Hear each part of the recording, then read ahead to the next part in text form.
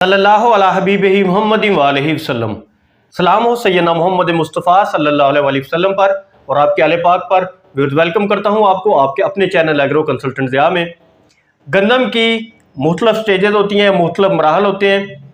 मतवाजन खाद की जब हम बात करते हैं तो सही वक्त पर सही खाद देने को मतवाजन खाद कहते हैं। रवायत यह है कि हम बजाई के वक्त 2 से 3 बोरी खादों की मुख्तलिफ शक्लों में डाल देते हैं। कहीं हमारे जिम्मेदार 2 बोरी DAP, कहीं 3 बोरी नाइट्रोफास या जरखेज प्लस या जरखेज खास मुख्तलिफ शक्लों में या SSP के 3 से 5 बैग बजाई के दरमियान दे देते हैं। यह रवायती तरीका गलत है। गंदम की पहली स्टेज है बजाई की, फिर है टिलरिंग की स्टेज, फिर है ग्रोथ की स्टेज, फिर है बूटिंग की स्टेज। 4 ये मरहले बनते हैं। बजाई के मरहले में पहले 7 दिन में खाद की जरूरत नहीं होती। बीज के अंदर इतनी खुराक होती है कि वो अपने पौधे की पहले 7 दिन की जरूरियात पूरी कर लेता है। बजाई के दरमियान हम SSP के 2 बैग फास्फोरस के रिकमेंड करते हैं या BOP के रिकमेंड करते हैं।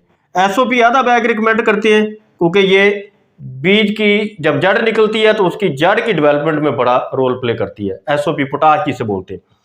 अब SSP या BOP के 2 बैग हम यहाँ रिकमेंड करते हैं। जहन में रखिएगा ये पौधे की जरूरत नहीं है। अगर आप शुरू में 3 बैग या 2 बैग नाइट्रोफास या DAP दे रहे हैं तो ये पौधे की जरूरत नहीं है। एक छोटे से नन्हे से पौधे को आपकी इतनी बोरियों की जरूरत नहीं है। ये बेसिकली जमीन के फास्फोरस बैंक को मेंटेन करने के लिए ये खाद चाहिए होती है। जमीन का फास्फोरस बैंक मेंटेन करने के लिए कि जमीन के अंदर जो जरूरत की खाद है जिसे कि 6 ppm तस्वर किया जाता है वो फास्फोरस बैंक मेंटेन रहे। जैसे ही पौधा 21 दिन की स्टेज पे जाता है तो ये टिलरिंग का मरहला स्टार्ट हो जाता है। अब ये टिलरिंग झाड़ का जाला अच्छा बनेगा तो अच्छी होगी, वरना टिलरिंग अच्छी डेवलप नहीं होगी। टिलरिंग को बढ़ाने के लिए 3 चीजें कारगर साबित होती हैं। पहली चीज क्या है कि जिंक का स्प्रे। ये हमारे दोस्त 21 दिन बाद जब पानी देते हैं तो उसके बाद जिंक का स्प्रे करते हैं। दूसरी यहां पर एप्लीकेशन आती है रेजोफास की। रेजोफास बायो फर्टिलाइजर है, फास्फोरस सॉल्युबलाइजिंग बैक्टीरिया है। ये रेजोफास ये जो जमीन में आपने खाद दी हुई है ना, जैसे फास्फोरस मैं कह रहा हूं कि जमीन की खाद है, पौधे की या फसल की ये खाद नहीं है जो बजाई की खाद है। ये इस खाद को भी पौधे को फराहम करना शुरू कर देती है।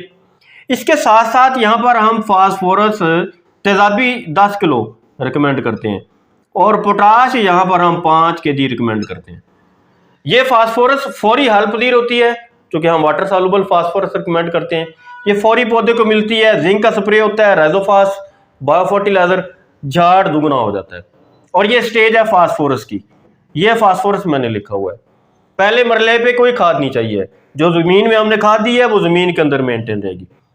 दूसरे मरहले में फास्फोरस पौधे ने उठाना शुरू कर दी। तीसरे मरहले में पौधा जब ग्रोथ स्टेज पे आता है, ये 40 दिन या 45 दिन के बाद स्टार्ट होता है। ये ग्रोथ का मरहला है। इस मरहले पर यूरिया चाहिए होती है क्योंकि ये नाइट्रोजन का मरहला है, पौधा वेजिटेटिव ग्रोथ में होता है। यही वजह है कि इस मरहले पर यूरिया 1 बोरी और सल्फर हम रिकमेंड करते हैं। ये जो 21 दिन का मरहला है यहाँ पर सिर्फ आधी बोरी यूरिया हम रिकमेंड करते हैं क्योंकि ये बेसिकली फास्फोरस का मरहला है। और ये नाइट्रोजन का मरहला है, यहाँ पर हम और कोई भी खाद रिकमेंड नहीं करते। जैसे ही बूटिंग स्टेज पे पौधा आता है तो इसको पोटाश ज्यादा चाहिए होती है। सबसे ज्यादा पोटाश वो हम 10 किलो रिकमेंड करते हैं। इसके बाद दाने की अच्छी बढ़ाई के लिए फास्फोरस चाहिए होती है, ये हम 5 किलो रिकमेंड कर रहे होते हैं। दाने की अच्छी बढ़ाई के लिए 3 चीजें और चाहिए होती हैं, एक पोटाश, एक बोरान और एक जिंक। इसके लिए हम NKZ का यहाँ पर स्प्रे करवाते हैं। इसके अंदर पोटाश होती है, इसके अंदर जिंक होता है, इसके अंदर बोरान होता है। गोब के मरहले का हमारा पैदावारी प्रोग्राम कुछ इस तरह डिजाइन किया है। पहले मरहले में खाद की जरूरत नहीं है, जो खाद हमने दी है वो जमीन का फास्फोरस बैंक मेंटेन रखती है या जमीन का खादों का बैंक मेंटेन रखती है। ये कोई अच्छी रवायत नहीं है कि हम 2 बोरी DAP या 3 बोरी नाइट्रोफास या मुख्तलिफ खादें जरखेज प्लस या जरखेज खास है कि जमीन की तैयारी में दे के बैठ जाए। पौधे को यहाँ पोटाश चाहिए, वहां हम पोटाश अगर नहीं देते अच्छी पैदावार नहीं लेंगे। पौधे को यहाँ नाइट्रोजन ज्यादा चाहिए, यहाँ नाइट्रोजन नहीं देंगे अच्छी पैदावार नहीं ले सकते। पौधे को यहाँ फास्फोरस ज्यादा चाहिए, अगर इस मरहले पर हम फास्फोरस को मोबिलाइज करने के लिए रेजोफास का इस्तेमाल नहीं करते और वाटर सॉल्युबल फास्फोरस नहीं देते, हम अच्छी पैदावार नहीं ले सकते। एक क्वेश्चन पैदा होता है यहाँ पर कि रेतले रकबे में क्या ये खादें इस तरह इस्तेमाल हो सकती हैं? बिल्कुल हो सकती हैं। रेतले रकबे में भी इन खादों का इस्तेमाल ऐसे ही होता है, लेकिन रेतले रकबे में हम रिकमेंड करते हैं कि किस्तें बना दीजिए। जितनी ज़्यादा किस्तें बनाएंगे उतने ही ज़्यादा आपको फ़वायद मिलेंगे। रेतले रकबे में बाद दफ़ा गंदम हमारी तीली तीली रह जाती है, मैं आम टर्म में बात कर रहा हूँ, तीला तीला एक एक तिनका रह जाती है, बड़ी जान नहीं बनाता पौधा। उसकी वजह यह है कि जब ऑर्गेनिक मैटर नहीं होता, ऑर्गेनिक मैटर जब नहीं होगा तो पौधा अपनी जड़ों को सही तरह स्टेबल नहीं कर सकेगा, उसका ज़मीन से पानी और खुराक के लेने का निज़ाम या राब्ता जो है वो जोड़ नहीं सकेगा, अच्छी तरह जड़ें अपनी नहीं रेत के अंदर बना सकता, पौधा जोड़ नहीं सकता रे मिट्टी के साथ। तो नामियाती मादा जब तक नहीं बढ़ाएंगे आप अच्छी पैदावार नहीं ले सकते। रेतले रकबे बेसिकली गंदम की पैदावार के लिए सिफारिश ही नहीं है। मैरा ज़मीन और ज़रख़ेज़ ज़मीन गंदम की पैदावार के लिए चाहिए। अगर आपका रेतला रकबा है तो 5 बोरी वर्मी कंपोस्ट लाजमी अपनी ज़मीन की तैयारी में इस्तेमाल करें। वर्मी कंपोस्ट 5 बोरी ज़मीन की तैयारी में इस्तेमाल करें।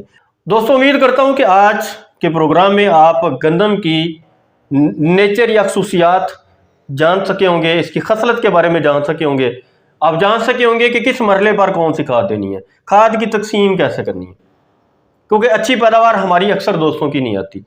अक्सर ही दोस्त एक सवाल करते हैं, मेरे कमेंट बॉक्स में आप देखें अक्सर दोस्त कमेंट कर रहे होते हैं, मैं 80 मन औसत की बात करता हूँ, दोस्त कहते हैं जाने दें यार 50-60 मन से ज़्यादा पैदावार नहीं आती।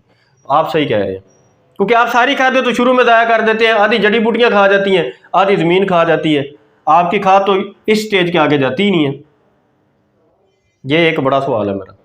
आपकी खाद यहाँ ही होती है, इधर ही तो सारी खाद डाल रहे हैं आप ज़मीन की तैयारी में, आगे खादें देते कहाँ पे हैं, यूरिया के वेजिटेटिव ग्रोथ बढ़ाते रहते, क्योंकि चारा लेना होता है कि हमने भाई जब गो पे आपकी फसल होती है, वो पोटाश चाहिए, फास्फोरस चाहिए, बोरान, जिंक, पोटाश चाहिए, देते ही नहीं है। ये ग्रोथ का मरला जहाँ यूरिया चाहिए, तब तक हम पहले पानी पे यूरिया पूरी करके बैठे होते हैं। कुछ खाते जड़ी बूटियों को खिला देते हैं, कुछ ज़मीन को खिला देते हैं। आप सही कहते हैं कि आपकी औसत 80 मन नहीं आ सकती, क्योंकि आपकी खादों का तकसीम का जो सिस्टम है वो ठीक नहीं है। आपको खादें सही तरह देना नहीं आती अपनी फसल को, इसलिए आप अपनी फसल से अच्छी पैदावार वाकई नहीं ले सकते। आप सही कह रहे हैं दोस्तों। अल्लाह ताला आपका हामी नासर हो। शुक्रिया अहसान, शुक्रिया पाकिस्तान, वस्सलाम।